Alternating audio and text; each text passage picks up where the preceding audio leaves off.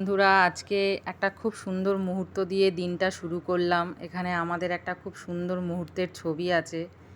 তো আজ জামাই ষষ্ঠী স্পেশাল কিছু খাওয়া দাওয়ার ভিডিও নিয়ে চলে এসেছি আমি।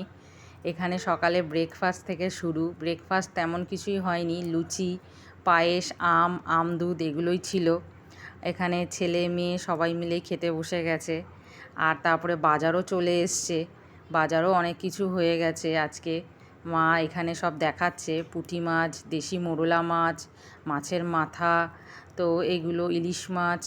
তো এইগুলো আমি আর মা মিলে এখন সব ধুয়ে ঠুয়ে রেডি করব। আর এখানে 4 কেজি মটন আনা হয়েছে, যেহেতু আজকে আমাদের সঙ্গে সঙ্গে আরও কিছু লোক আসবে।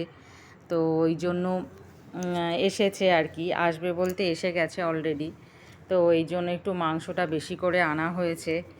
আর এইবার মা এই মাংসগুলোকে সব সুন্দর করে বেছে আমাকে একটা একটা করে বেছে পরিষ্কার করে দিচ্ছে। আমি এই মাংসগুলো এখন সব ধুয়ে সব রেডি করব। মাছ টাছগুলো সব ধুয়ে আলাদা আলাদা করে রেখে দেবো যেগুলো করা হবে।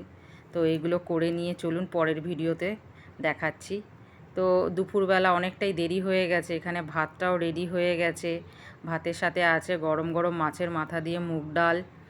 আর এখানে ইলিশ মাছটা মা কিছুটা এই কলা পাতা এভাবে করেছে, যেহেতু মাছটা অনেকটা আর ভারী, বড় বড় পিস হয়েছে। আর কিছুটা কলা পাতায় মুড়ে মাছটা মোমোর বাটিতে স্টিম করা হয়েছে।